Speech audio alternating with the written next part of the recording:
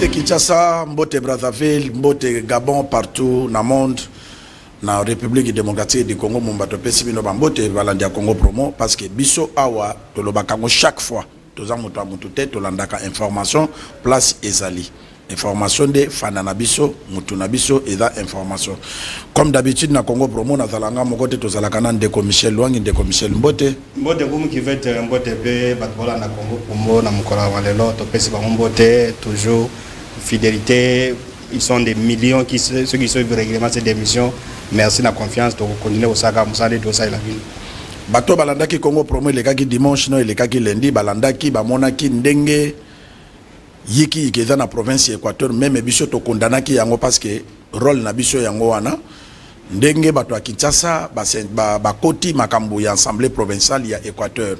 Alors bureau oyo est installé balalité balobi faut ba ya ko éclairer opinion que makambo biso to lobaki wana eza yango te bango ba ye information ya sika pona biso to koyamba pona koyoka na biso na bino assemblée provincial ya Équateur basalaki élection et dans les sous bureau provisoire te babimisi bureau définitif et toyambi vice-président ya bureau wana toko solo lana yena ndeko Michel pona toyeba est-ce que bureau yango eza ya solo ou bien bureau d'âge kaka mutu ezo continuer bokolanda tolandi pe ba député oyo ba perdre majorité bango pe moko na bango alekaki na caméra ya Congo Promo pona ko kolobake élection pona bango eleki na transparence te ezalaki ba kile bango na belema ya FARDC oyo mona mboka Jean-Pierre Bemba atiakuna na assemblée alors toyambi officiel oyaza vice-président ya assemblée provinciale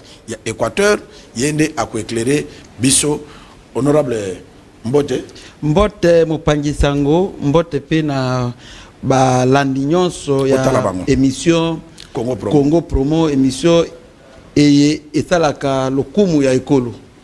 Honorable Tokopeso, d'abord félicitations parce que Bando Zalaki Eli nano leki na Congo Promote, félicitations d'être député provincial et Équateur. Hein? Merci beaucoup. C'était pas facile. Ni ne Zalaki difficile pour les. Mais tout un jeune comme ça au Keibi Tumbana ba Kaima. Vous avez mon ayarishité? Non, ngala mona ya moteki lotoko. Merci. Maman nanga teka lotoko. Je suis sorti de là. Pena kende na campagne kaka ndenge na zabo. Au sein de la peuple ni pour la reconnaissance. Mais non, oye bibi tumato bunda pour la province wana pendant 12 ans. Pendant que bato balinga yuko boma Équateur, nous avec mes collègues tout tikala qui voix des sans voix. On a pu dénoncer parce que la médiocrité n'est pas notre lot. Ndé yango peuple la pesi so confiance ndé petozui combattre dans la kinango na libanda ya institution peuple la sukumi biso tokota siko ko la lutte contre anti-valeur na kati ya institution pour na to sungamboka. Merci de Michel. Merci honorable alors toko dans la vif à sujet awa tozo yambayo netinani rapporteur à bureau provisoire ndenge oyebanaki comment va député ou alors député disons vice-président de l'assemblée ndenge bino bozoloba alors to nakati émission to vice-président de l'assemblée définitif la bureau définitif selon bino alors awa nakati émission to comme rapporteur à bureau d'âge ou comme vice-président de l'assemblée provinciale. Voilà na émission oyo boyambingai Jean-Paul Lekolange ma député à révolution ya relève lokola donc la qualité plutôt il y a vice-président il y a bureau définitif parce que qualité nanga ya rapporteur et si là qui na mokolo ya lede na 11h30 na ici il y a vote il y a bureau permanent. Alors je crois que bakoki batie la biso élément au répondre député comme gouverneur de Koloba honorable Clovis Elenga mazape collègue na ya na assemblée provinciale je crois kumu akotia biso le au répondre na ye nani nkumu akotia biso élément na non avant tout tia élément tokosenga élément de tokosenga d'abord yo honorable makambo eza yo lelo ozali vice-président ya bureau définitif. Oui, tondimi.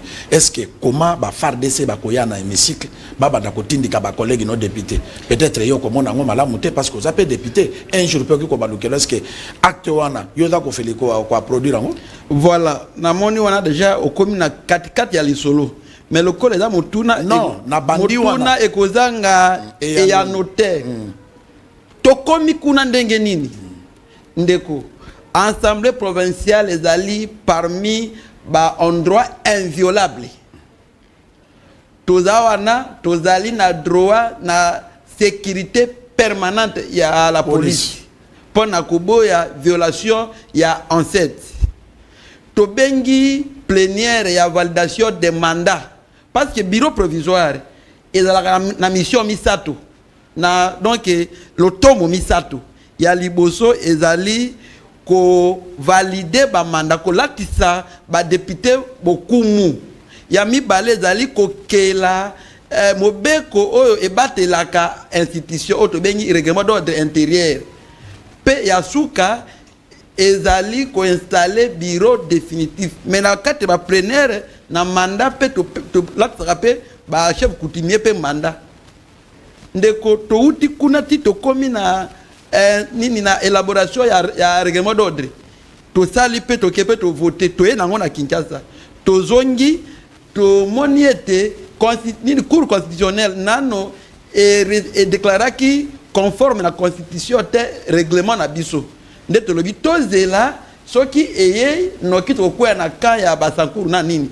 nde to fandaki kozila na yango na bozili wana to e ko programmer plénière ya validation des mandats ya ba chef coutumier copté to komeli ba konzi nyonso to tindeli bango la police à chaque fois il fallait police et ya na sécurité anini to moni ba policier ya unité oyo e batela ba haute personnalité oyo za censé na biso à tout moment ba et na 5 heures to moni commissaire provincial adjoint aye ko désarmer la police ko boto la bango mindoki pa akena yango biso to komi lokola police ya assemblée la bino aboto li bango mindoki il est là, il s'appelle le colonel Guillet, il faut appeler les chiens par son nom azui akena yango tant que to komi to bino parfois oh ils ont déjà ko affaiblir notre système de sécurité to tiki wana te to ye lisusu kokomela général kaka ya la police kosenga réquisition ya ba pulusu baya pona ko batela biso à quelques heures ya plénière mokanda ikei et komi kala mingi te to komi na 9h40 to moni groupe ya ba collègue na biso ya ba député oyo dissident les fugitifs oyo baza ko soto programmer kuna ba na bisi na bagarde du corps ya gouverneur ba kiti kaka boy mbala moko ba bandi ko kia loyenge ba vidéo oyo ba la kitaki wana ezane arrivé na bango na bagarde ya assemblée ba bandi ko tindika bato nini ngamoko na bimi na bino ce sont nos collègues ebotika mobulu na ke kutu vers bango en tant que rapporteur alors tango to bango ba comme après 5 minutes en tant que rapporteur à bureau d'âge ya bureau d'âge après 5 minutes conseil provincial de sécurité bakomi ANER DGM la police bakomi na auditeur tango bakomi bakoti baye ko soana biso tobino nous avions reçu message phonique message officiel à full stop il y a VPM intérieur nous donnons l'accès nous encourageons de faire donc en urgence d'organiser les élections na yango sur base na yango to bimisi calendrier ya lobby les dé les lokutu ba candidature nyonso o ba déposaki to ko afficher bango kutu conseil local ya sécurité comité provincial je voulais dire ba ya kutu ndeko senga biso to sala même jour wana makambo tout ici la biso le bité déjà to répondaki mokonzi ya intérieur que nous avions pris acte et nous nous inclinons na demande na yo toza na kati ndeko na kati ya bureau ya président libanda garde du corps ya moko na bango abeti moto masasi na mondoki otobenga ya koma moto azoki awa comme nous parlons maintenant azana Tabé hôpital oya Tabé et devant les puissants ya comité provincial de sécurité ba ici non bofa na nye déjà le col la moto na zali identifié et essentiellement to sur la awa to kolandela til lelo ces dossiers est mis en soudure. Nous avions jugé bon que non, notre sécurité est mise en péril. Comment n'a-t-on pas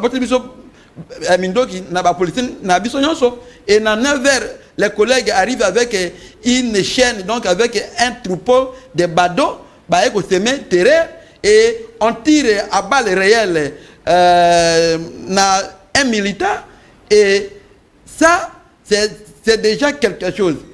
Nous sommes retrouvés dans la condition que nous ne sommes pas en sécurité. Nous sommes kobenga auditeur, toye kokomela bango que en tout cas venez en aide. Boya kosunga biso auditeur ya FARDC. FARDC. Parce que to komeli général même avant to benga auditeur to komeli général ya PEM. Général ya PEM to komeli sunga biso po awa et moyen zate. Après tout le monde mois en retard, il était déjà 9h, 10h, vers 10h30.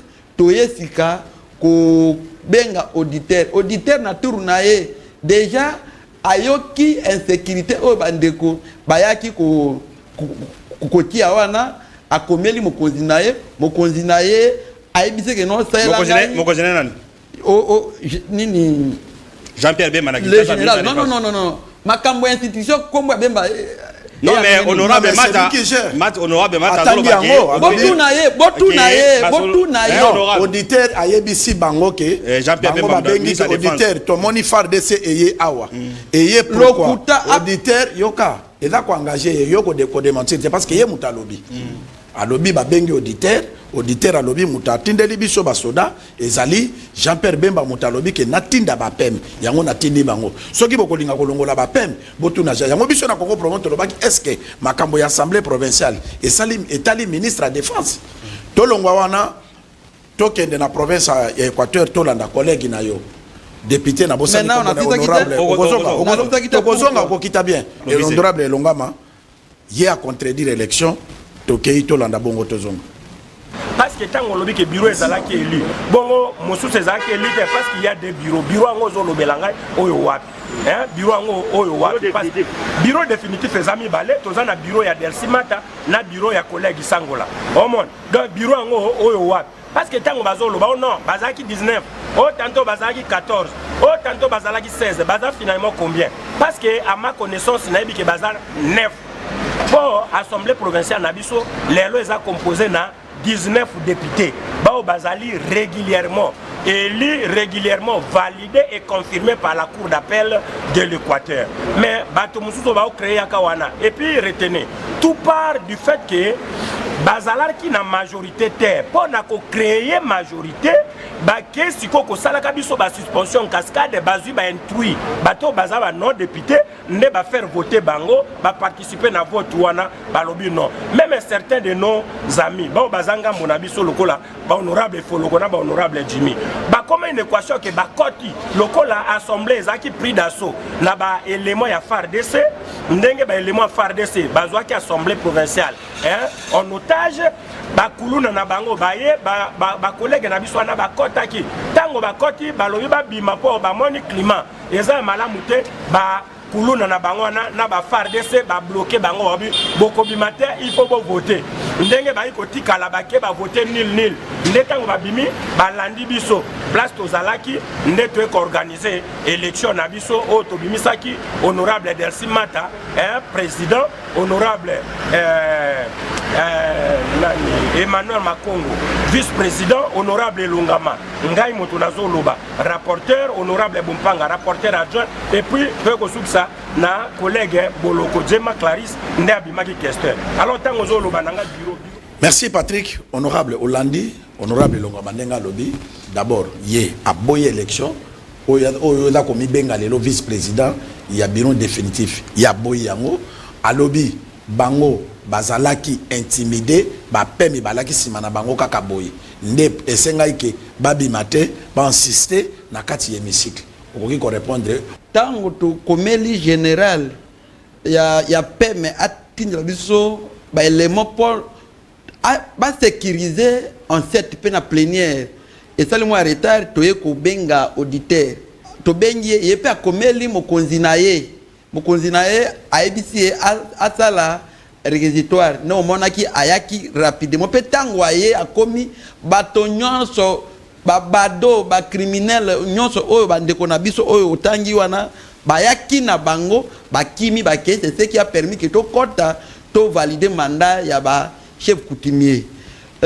na uti kolanda ndeko ex-collègue parce qu'il n'est pas mon collègue il faut le reconnaître azali ex-collègue azali sous-député député mais comment un non-député peut venir contredire élection au député basali? Il n'est pas un électeur donc il n'a pas la qualité. En droit on dit la compétence est d'attribution donc le suffrage attendu à on a 0 parce qu'il n'est pas concerné. Moi je comprends au moins chaque fait il y a pouvoir et donc il a fait induit na yango parfois lorsque ça kolobisa ndeko bongo zali ba fait induit a fait un mandat na ya un mois et ça na histoire que les députés il y a MLC ba ça la mandat ya un mois seulement peut invalider sur ordre ya président national na bango pour na makambo matali kanyaka et les lois il ne peut pas contester une élection oyo ba député na bango ba yaki ko voter. Et c'est pourquoi j'avais dit au cours d'un point de presse que les députés bazakuna et pas na bango na gouverneur Bobo bazakana na moi la nuit ils sont avec nous pour na honneur ya bandeko na koki même ko bimisa ba liste na bango ta présence oyo ba signaka na dynamique na butu tango na lobaki dynamique sauvons l'Équateur et ndeko ayebake il est parmi les députés oyo ba bomimboka il est parmi les députés qui plutôt Équateur. Dans quel pays du monde où yoko mona député non nga député pro gouverneur. Oh, mais député ne montre le coup député mo konzi gouverneur. Les députés appellent le gouverneur et le gouverneur arrive. Un député tel que l'écola n'a que ne pas gouverneur Mbangu. Non non, le gouverneur appelle je dis monsieur, tu peux me suivre là où je suis. Adam ko nyangate. Mais lorsque déjà muta comme koloba na radio que non naza député pro Bobo et ils ont une dynamique appelée dynamique Bobo ou rien ça va déjà na immigration en Boka. Nous avions dit que cette fois-ci la période où Kinshasa donnait par injonction la province équatoriale a révolu la période où le gouverneur mais honorable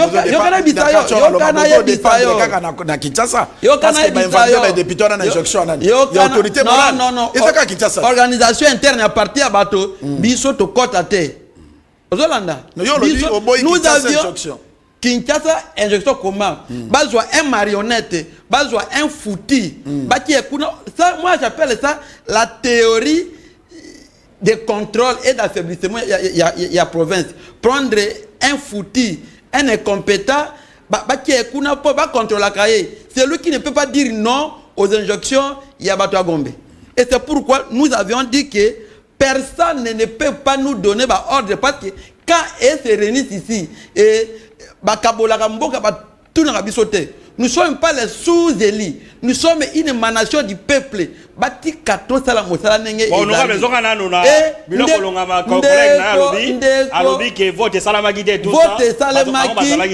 de présence,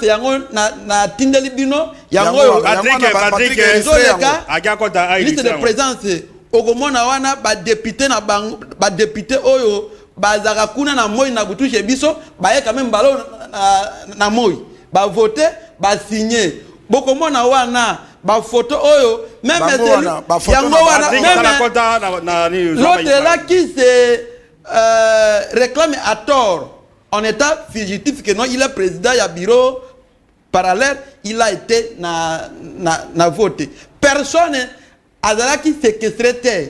Donc ndeko, ils ne sont pas dans leur premier mot. Imaginez que Touti, à quelques jours pour qu'il y a installation, il y a bureau définitif, en attendant cours et perception d'ingisa, tolali tolamuki na pourquoi ba se rebeller, ba keko ba na début ya création ya rébellion.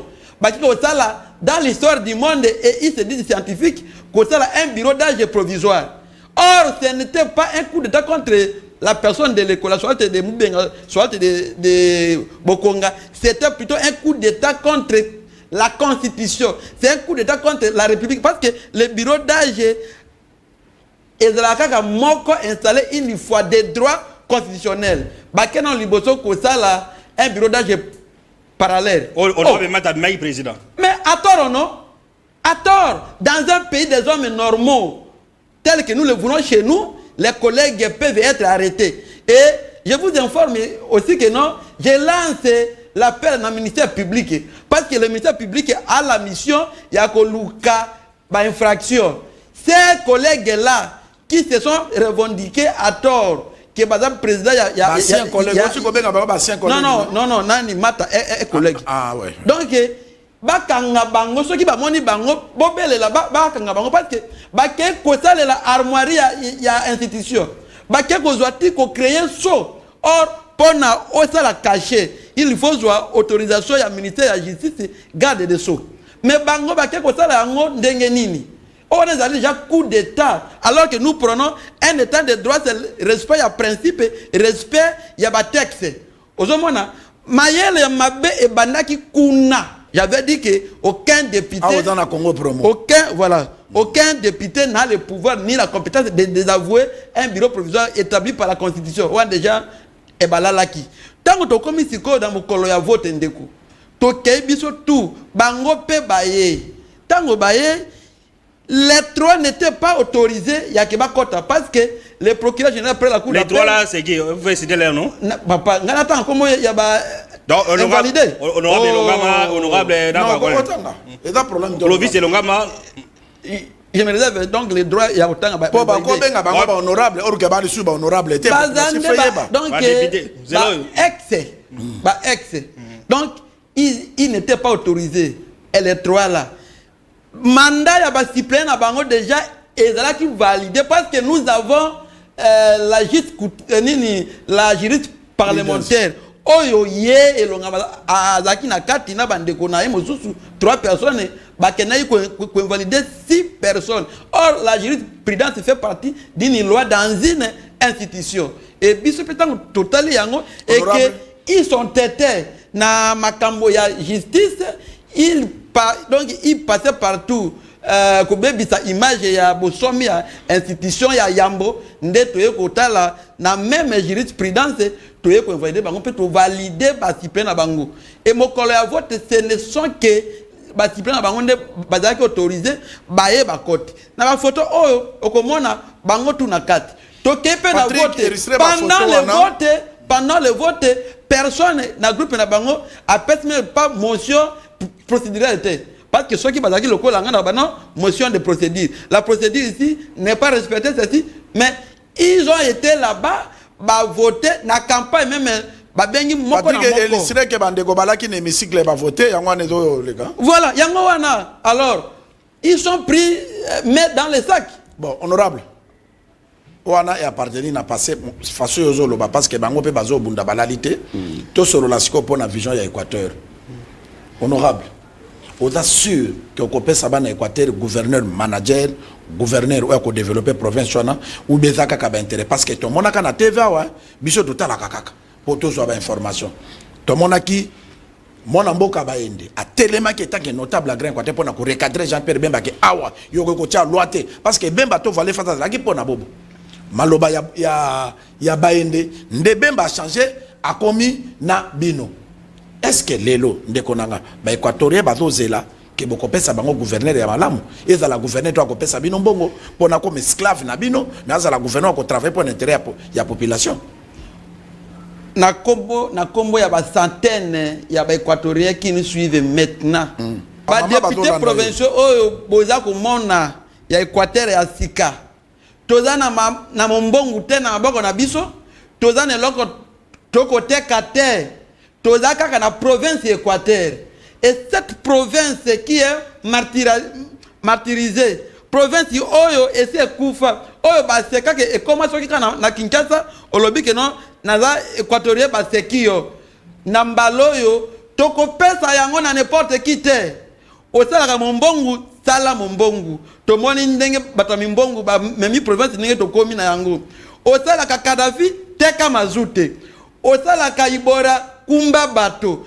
tokopesa province ya Équateur o toza nango seulement na maboko na biso na bato yo bakoki na bato ya nzebi na bato tobengaka les hommes épris na souci ya développement bato ke non soko tali profil ya moto otali province débat isili tokozongisa bosomi soki même moni bitumbatu o za komona kuna conflit ezali entre biso ba député te c'est plutôt le gouverneur sortant oyo aza na limite ya mandat na ye na ya compétence na ye alingi akufa ye moko te alobi lokola bakatanga na provincial bakatanga pe na national na comme pe parmi les 82 donc na kende pe na kenga moko ta ndenge akumi ba collègue akay moko te akumi déjà 3 députés akena bango et nous avions dit que kozwa moto oyo akoya mokitani ya gouverneur sortant auto bengaka un gouverneur médiocre non gouverneur sortant mais aza gouverneur sortant gouverneur to kitinisa ye na moto lokola ye ezali ete to bwaki soi na mémoire ya bato bakufa pe na bana ya équatorien oyo baza na babumu pe na bakoko oyo baza kuna tokopesa province na bato ya kanyaka te no mituna poloba. Est-ce que vous dit matin le comment côté boba sala pour le développement province Équateur yo za député à l'église au milieu du village dans la partie plus tard boba sala ou bien l'état sala l'état à travers si les pichons naie c'est ça qu'on dit à ça le côté na yebite yebsa mo non ngana yebite ngana yambi yo po yo loba na yebi yango te OK bala ba courant poussière na mbandaka soko zo leka kutu kuna mbandaka bana basi bachaka lisusu ba fo de tete na kobomba na tongo alamuki akei po poussière wana kazoke ye ezingie na longi wana babani révolution okoleka révolution na makadam de va comprendre de papa révolution okoleka te chemise apembe to yindi na yebi ata eloko moko ya bien oyo asala te à part ko créer conflit parce que c'est lui qui est maintenant na source ya conflit lokola monique a perdre majorité comment kaka ye atindi basala bureau d'âge parallèle kaka ye mokolo ya vote bato na ye baye ba voter aye kutu po akota il dit que non pourquoi bino kuna bo voter bote la pe ya bino bureau ba kei ko sala organisation ya eloko moko libanda ya ensemble na terrain imbeki na bare moko kuna soki comme nango nini na ebite na terrain imbeki ba ke ko sala eloko wana kuna ba s'autonome kuna papa. C'est quelle bêtise? Ma bêtise, mandat passé, les sous ezonga. C'est-à-dire que, comme il est là, il sait déjà que dynamique n'est pas zawana. Toko bouger à ta mon côté. Et, bati kapé ko kosa ministre intérieur. Le ministre connaît que tant que tu sali vote, mokolo ya l'aide na 11h vote sili. Il faut moi la population baye. J'ai dit mais oh. Ce peuple est assoiffé de son changement. Totamboli mbandaka mobimba na population makolo peut-être attendre et là comme côté. Balobi non et sili vidéo et pasuki. Et na 16h tu reçois message phonique ya excellence ministre intérieur son honneur et commis na 16h nous demandons de ne pas convoquer les plénières.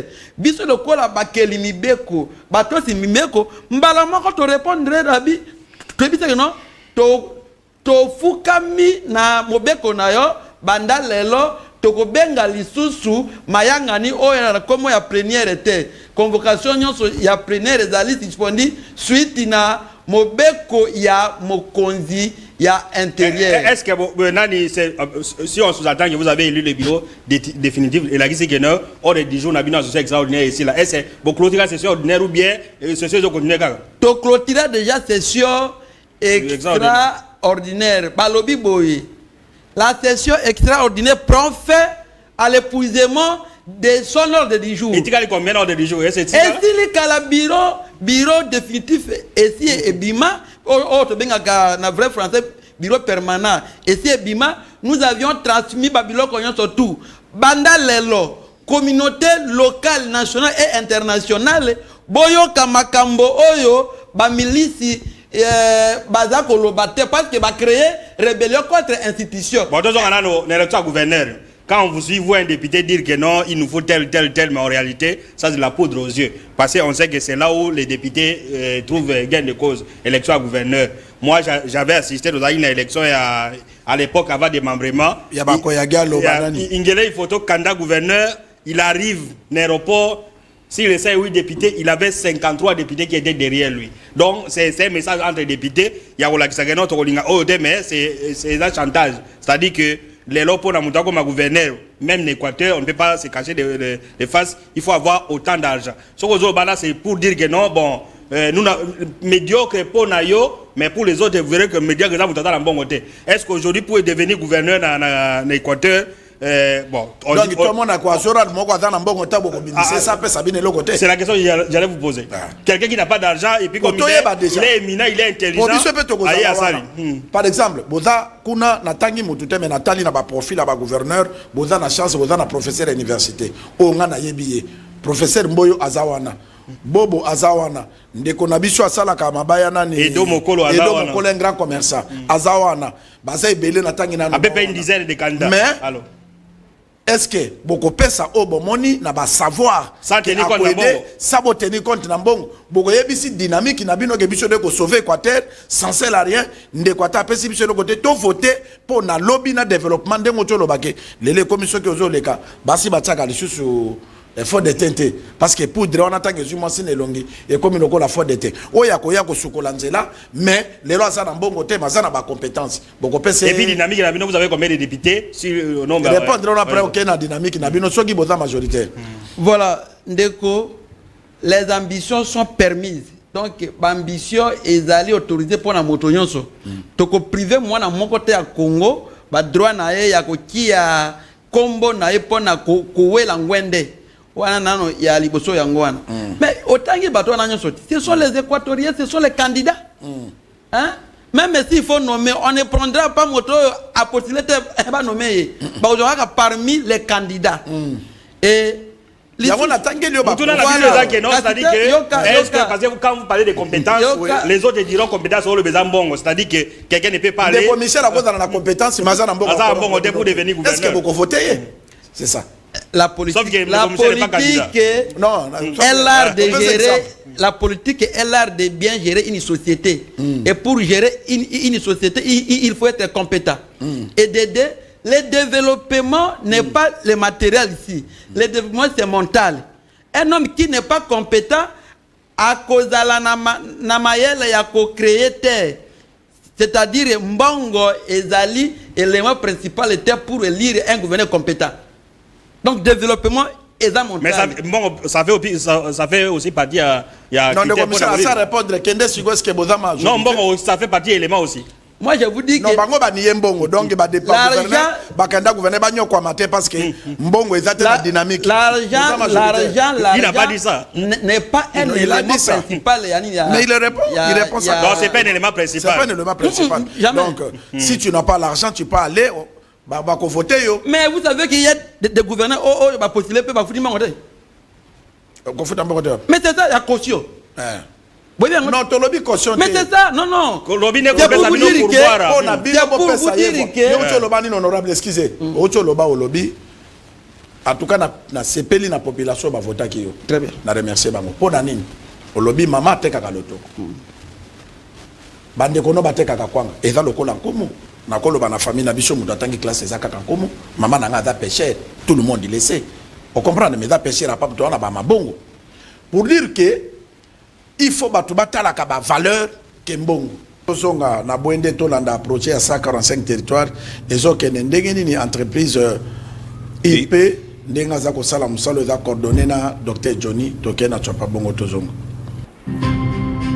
L'exécution du programme de développement local PDSA 45 dans les 5 des 6 territoires de la Tchapa par l'établissement d'utilité publique EUP se passe selon le plan du PNUD, l'une des 3 agences d'exécution du PDSA 45. Partout dans les territoires confiés à l'EUP Tchapa, les écoles et les hôpitaux poussent comme des champignons. Les ouvrages construits selon les règles de l'art avec un standing hors pair. Malgré les intempéries qui ont frappé la région juste après la signature du contrat avec les PNUD au mois d'août 2023, coupant ainsi les différentes voies d'accès pour l'acheminement de matériel de construction dans les sites, EIP Tchapa, fidèle à sa réputation et à son sérieux dans la réalisation des ouvrages, a ouvert tous les 44 chantiers qui lui ont été attribués en peu de temps, devenant ainsi un modèle pour la région et même pour le pays. À titre d'exemple, le territoire de Bouende, quelques ouvrages n'attendent que la remise. Complexe scolaire IA, complexe scolaire Bosombo Antando, situé dans Bouende territoire. École primaire Bongoyi Ndeke, école primaire Bomponde, située dans la localité de Wemba.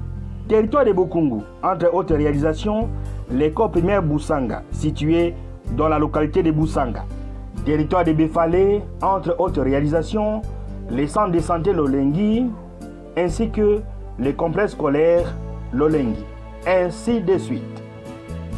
Face aux impondérables trouvés sur le terrain et avec la signature de l'avenant avec le maître d'ouvrage délégué qui est le PNUD, EUP Tchapa avec à sa tête les conseils d'administration et la direction générale patronnée par le Dr Johnny Ikwa, tous les personnels ainsi que la population de la Tchapa bénéficiaires du projet ne ménageront aucun effort pour offrir à la Tchapa des infrastructures de base modernes construites selon les règles de l'art et du niveau international dans le cadre du PDSA 45. Merci de Michel. Vraiment, il perd salam. Salam. Bien évidemment, au Moni Congo Promo, nous ne cessons de le dire, nous avons reçu un certificat de mérite signé par Félix Tshisekedi Yemoko. Donc c'est une fierté pour nous, notamment pour la vulgariser Misala Naï. Et nous avons constaté que ces projets de 145 territoires que nous disions dans cette émission, et Lali, notamment la Tchapa. Mais on s'est rendu compte avec l'information que oui, EUP Tchapa, et ça, l'infrastructure, nous avons vu des écoles construites, des centres de santé, ainsi de suite. C'est pour dire également à ceux qui ont gagné le marché à cadre de 145 territoires, Basala, activer Misala Wana, parce que le gouvernement, le TPC, va bon à gratuité, et ça pour ça la Misala, et félicitations à Dr Johnny, na équipe Nyon sur la EUP, et ça, Tony Bekol, na Uwema, na Bokungu, na Jolu, partout na Tchapa, et je crois que d'ici là, nous allons procéder à l'ouverture, à la remise officielle, il y a une école dans cadre de 145 territoires. Honorable, Toké de Tozonga, ce qui est là, na projet, na Nyon sur ça, c'est pour monnaie, au lobby qui est besoin la majorité. Mais gouverneur au Boriko Zalnaïde parce qu'il y a une dynamique qui peut pas n'abader donc sur la bonne déconanga tout le monde est candidat au yoazan a profil à développer province topé sa confiance à bima gouverneur mais boké boy ba député va décider autrement va voter mutomususu et comme ça l'on dégaine bien qui ba lobaka l'impossible n'existe pas mais kota la carrière ya ba député à dynamique kota la détermination ba député dynamique au tozana yango wana le vote est secret na koki peut vraiment ko décider soit te couper ça un avis pour na mitema ya batote mais on est unis pour débouter la pauvreté toza ini wana pour na kopesa les fils bana équateur ma makomela donc côté wana conscience ya moko na moko et ça chaque jour c'est pourquoi tozawana c'est pourquoi même ba komi ko bengana biso na bandako imaginez que ngai lokola vice président ni rapporteur à l'époque ba pesi ngai ndako o ezala lié na avantage ya fonction nga ba pesi motuka ba pesi ndako na ngai na luison za ki kester na président to bomi tu kapoza ki déjà ya mabe mais ndako quand même to ki ba tokuna tant que moni que nous défendons c'est pas digne tant bamoni ete toboya axe du mal. Nous défendons la vraie valeur. Nous défendons le peuple. Bakei ko bengana, le gouverneur est allé chasser bateau na banda kwa l'État au l'État apesi biso. Toboy to kota na na articulation na ni na kobena po si maison wana ezali pe ya motote. Ezape a été lobby dans 21 jours awa. Il ne sera plus gouverneur, c'est un autre homme ou une autre femme ou akobima. Mais ndeko banda lelo bokangango une fois pour toutes. Élection, il y a bureau définitif et Salemaki et les résultats se présentent comme suit. Eli, non, pardon, honorable, pour pas comprendre. Oye bisabiso bureau na bino composé comment? Voilà. Nani abimi président, nani abimi rapporteur, nani abimi basi ba ebike yo la vie premier vice-président. OK, ça va. Ba résultat yangoyo. Tokenaki ko voter biso nyonso na bandeko bazakuna na liste de présence okomona mokoloto ya bandeko nyonso Patrick registré liste wana bazana kati wana tango tokei résultat ebimi boy président Alexis Kumu Isangola Eli ya Lukole la CDR vice-président donc avec 14 voix Azaraka Eli Azar Eli les sociaux Eli il a depuis 2006 vice-président honorable Elekola Angema député il y a révolution il y a relève Eli il y a Basankusu na parti ou na regroupement AFDC il y a professeur Modeste Bati que je salue en passant donc yo ngai moko humble serviteur Kester Ndeko honorable Vonk Sebeyoko Eli ya Ingende ya CDR avec 14 voix majorité écrasante comme moi. Honorable Vox, rapporteur titulaire. Honorable Bozoko Vigilant, Eli Yabomongo, il y a IDPS, Union Sacrée, avec 14 voix. Et rapporteur adjoint, enfin, honorable Ndele Wuli Bokonga, Eli Lukolela, avec 14 voix. Il y a pas d'amouto, il y a AB, il y a Gilwando. Donc, au moment composition yango wana en dehors na yango mosusu ezate ban Équateur, ban Congo, votre bureau permanent compétent yango wana. Bolanda makelela ya simanda côté déjà bazali bana ya matembele baza bana papa na bango komo na matembele simandako bana pe bayepe na makelela ya simandako. Donc bolanda bango te. Moto nyonso oyo akei ozo voter na tongo et des avocats des maîtres ozomona carrière scientifique bache science wapi o voter na tongo o signer esili na poko bache kosukumayo batio na irrégularité na infraction lobitango bureau na ba soki député moko asali motion contre bango ozomona sikana ni gouverneur lingi Tia bango, j'appelle mes collègues bazonga na raison batika komemela biso babiti de oya viena bango ya mandat o c'est le cas mota na ko créer tension tani a créer tension liboso atili bango na libulu bato sana président Jean-Pierre Bembate ti ate alingi bayokite yemoko apesi ordre na parti ba funda bango deuxième tension ay ko tunda bango ba créer bureau provisoire fictif parallèle dit jamais vu na histoire du monde. C'est un coup d'état contre la constitution et ça déjà début à créer rébellion.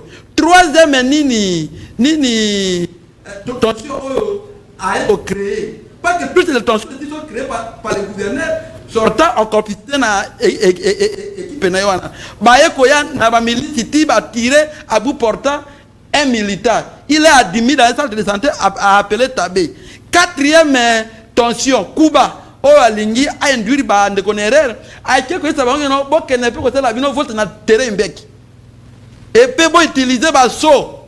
Terrain bec en Wezani. Il y a l'État à Tchatola Yango et comment bien privé na ina le bouton na. Et c'est là où ils se réunissent. Et je vous dis, naza ko batela nde ba mandat ya baninga nanga wana batika kolanda les mauvais maîtres ne donneraient pas les bons conseils, les bons maîtres ne donnent que les mauvais conseils, batika kolanda baya bazonga na raison to na début ya mandatiri boy to ko so na pona nini hein. Et c'est bango penja un député peut être dans une dynamique appelée tel ou rien. Voilà, tel ou rien. Alors, donc, il y a une émission, critère nini ya choix ya bino ya gouverneur, parce que d'ici là une vingtaine de jours vous allez élire gouverneur on a fait zandé nini puis sénateur on a zandé nini, parce que nous avons vu les grands carrières rebelles par exemple candidat ainsi de suite, une vingtaine de candidats gouverneurs. Alors pour na bino dynamique, mais ne parlez même pas au nom du dynamique, parlez au nom des députés provinciaux de l'Équateur. Nazo Lobana Combo et assemblée provinciale, j'engage l'assemblée en tant que vice-président et c'est de mon droit. Les critères sont les suivants. La compétence. La compétence, c'est ça qu'on résume sur tout. Lorsqu'on est compétent, on sera manager. Lorsqu'on est compétent, on sera sur le terrain. Nous ne voulons pas les gouverneurs qui vont nous porter les vestes du 1er au 30. Non. Équateur, c'est un chantier. Gouverneur Tongo, Akeye, Azu, Godjo, Lati. Signataire, et Zolandae, Naba chantier. Nous ne voulons pas les gouverneurs trop plaignants. Oh, Akoya toujours qu'on se plaint de na Kinshasa presque au côté na bureau. On se plaint na Sima Basekio. Il a le pouvoir mais il ne sait pas comment manager. Donc un gouverneur rassembleur. Nous ne voulons pas un gouverneur oh Akoya Koya ko réquisé Batumususu. Nous ne voulons pas un gouverneur oh Yakoya aya ko bine la vision devant chef de l'État. L'Équateur n'a tout sauf la danse. On peut tout perdre, on peut tout avoir, mais comment on peut aller danser devant un chef de l'État? Pour moi, une fois, un gouverneur se trouve devant son peuple. Et le chef de l'État, il faut attirer un chef de l'État tout droit au but. Alors, vous êtes garant, excellent, c'est monsieur chez moi, je n'ai pas de l'eau. Voilà. Alors, je voulais dire que nous, Congo Promo, nous sommes église au milieu du village. Michel. Honorable. Oyebi même Yopé obandaka ko taxer biso Congo Promo exactement ezamba proboye lelo yombala libosa ko leka na Congo Promo nini totuni yote mo sentir Congo Promo. Et puis mon émission on dit na féliciter bino et je demande aux Congolais na ba ndeko nyonso o bazali banda to soutenir bino Congo Promo dans un pays où le pourcentage de création d'emplois est minime. Il faut encourager ceux qui s'innovent. Il faut encourager ceux qui sortent hors du commun.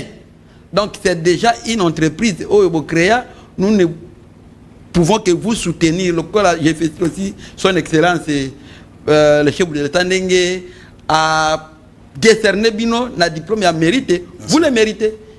Il ne s'est pas trompé.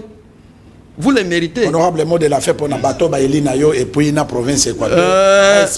Et puis na ministre intérieur quand est-ce qu'il va lever la décision d'autant plus que peut-être des là la bino va voter gouverneur peut-être ça peut arriver banunga musu va voter. Le ministre de l'intérieur c'est le pratiquant des droits. Ayebesika légalité zali.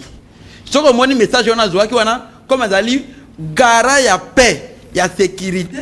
Ne ayebi déjà que ba ventir ya mutuna bango wana bima oyo azo bima déjà yango moni atinda ki message wana non à la convocation des plénières pour maintenir la paix et je le félicite. C'est comme ça qu'il fallait jouer. D'ici là à couper ça peut ndingisa tout ko banamisa na biso et oyebi que le message officiel qui a interdit la convocation des plénières n'a pas interdit le fonctionnement de l'Assemblée. Ozomona, Albika et non, pas de convocation de plénière. Nous, Tobandaki Kokabison à bureau, mais Tolali Tolamouki à 23h, le gouverneur va s'arranger les droits avec un comité de sécurité locale, qui a FRDC. Mot de la fin honorable. Il faut nous rappeler, qui à 23h, au ministère de l'État et Kangami. Bazu la police na nini babwa kinjete na entrer ensemble pour to kotate or to kenega ko sala misala administration ezalaka continuelle to tuni bango ordre uti wapi et c'est pourquoi j'ai dit le Congo doit quitter le stade où les autorités il y a déjà mais c'est la ordre il y a un individu. Nous voulons avoir un état où les services analysent et prennent une décision avant de poursuivre une activité, disons une action. C'est ça. Mot de la fin. Mot de la fin. La province de l'Équateur ne sera pas marionnette des gens de Kinshasa ou des gens de la mauvaise volonté. Nous voulons tout le monde, Tolingani, na Équateur, Tosengi la Bandeko, Baya, Tosala Mosala, ba conflit et un territoire conflictuel ne se développe pas. Tozape entre biso na biso, Towela Nini, Paul Lobi na Koufi na Kei, province de Tikali. Ba oyo ba moni ki soki dynamique atraki bango mabe, Tolimbisana. Le mandat ya dynamique ezali accès sur pardon, réconciliation na unité. Et je appelle la population boza la calme baza benga biso mingi non et l'école côté kamboka te. Obi ke soki na bimisi ko na mbana c'est plein. Parce que na lingimo tukate na bweko kende na azala coffre. Koba abotaka na boumbute. Donc moi je suis Koba, na robota na captivité au moins na libre na fonctionner moko. Merci honorable. Merci de remercier honorable le vice-président de l'Assemblée provinciale Équateur. Je remercie bien Badwala Nibiso na mkola lelo. L'émission est ouverte na débat après émission na réseaux sociaux. Allez sur notre chaîne YouTube Congo Promo, disons Eli Motibi, vous verrez cette émission en intégralité. Merci pour vous. Merci Bato o Bato émission en retard. Bokende bo s'abonner na Eli Motivi, bokozala bokozwa nyonso ndenge honorable tu ko se déployer. Tokangi portité. Oya monique honorable alobi mabe aya.